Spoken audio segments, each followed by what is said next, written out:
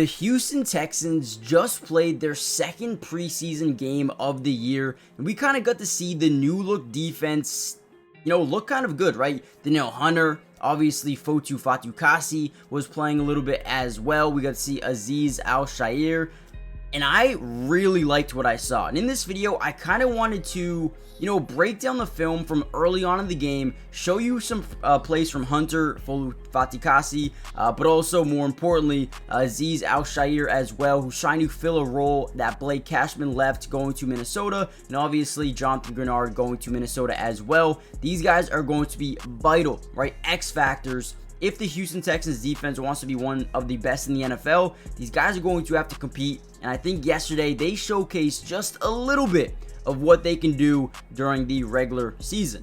Before we jump into the film, guys, comment down below 3 of your standouts, either offense or defense, and give me some letter grades as well. With that being said, let's kind of dive into the video. Alright, first play that we want to show you here is Foley Fatukasi just making a big time play. So what the Steelers are trying to run here is a read option, sending Najee up the middle, and then potentially maybe a keeper here for Justin Fields. His decision at the end of the day to keep it or give it to the running back. Now, what we're going to notice here is we're going to get a little bit of a blitz here, which ultimately is going to, kind of force or tell Justin Fields, I need to hand the ball off. Offensive line-wise, we're going to see a pulling guard. 74 is going to try to come up and fill this gap, while these linemen try to push out to this side of the field. Okay, so they're trying to really confuse this defensive line, confuse the second level backers and safeties. Let's see how this play really breaks out or breaks down, right?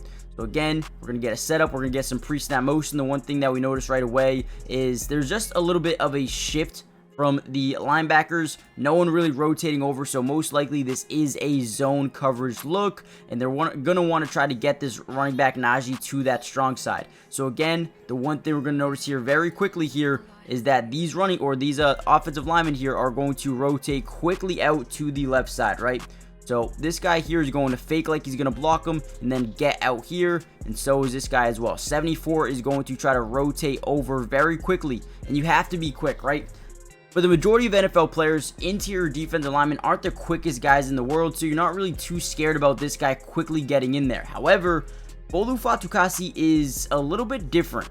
He gets in there very, very quick. 74 has way too much ground to make up, kind of slips, and Foley gets a nice little TFL there for a loss of 1. This is a really good play by Foley, taking advantage of what the offensive line is giving you, and they're giving you an open lane basically to the running back. I don't know, maybe 74 did trip. I want to see a different angle of that, but Foley just, takes what the defense gives him or the offense gives him and gets a nice little TFL there. So I would say that's a positive.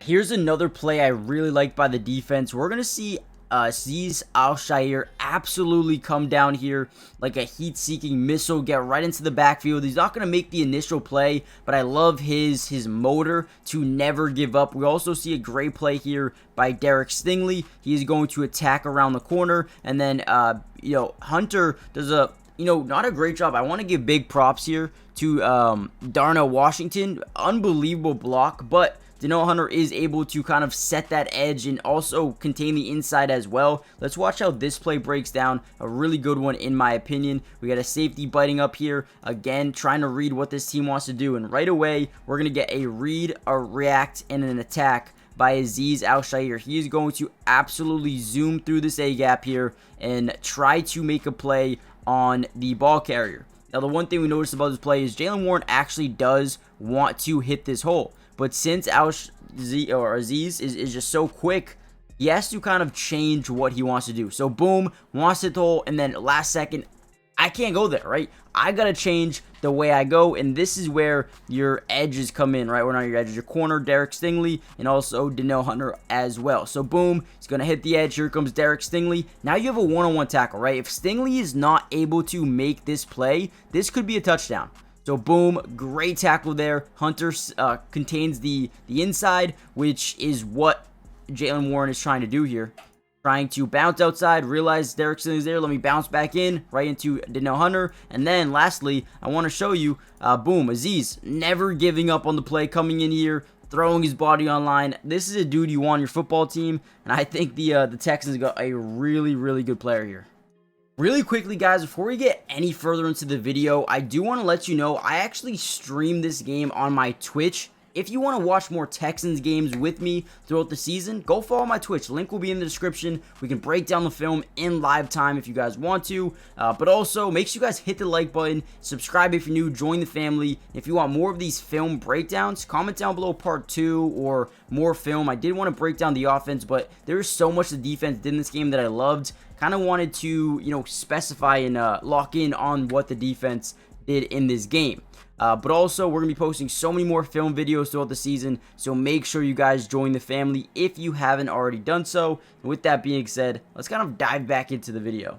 Now, in this game, I was probably the most impressed with Danielle Hunter. This dude was nasty in a couple of different plays specifically. Didn't play too much, but on this play specifically, he is going to explode off the edge, and we're going to see him rip around the corner and, make a big play on Justin Fields as he tries to get outside the pocket. So, boom, the one thing we notice right away is the explosiveness to get around the corner, to bend around the tackle, but then secure the sack as well on Justin Fields. Such an elite type of play. Now you pair him up with Foley Fatukasi and Will Anderson. This is going to be a different type of defense that we haven't seen in Houston in a very long time, and he showed this throughout the entirety of the time he was on the field for the Texans. Again, explodes off the edge, bends around the corner, and secures a sack. What else do you want?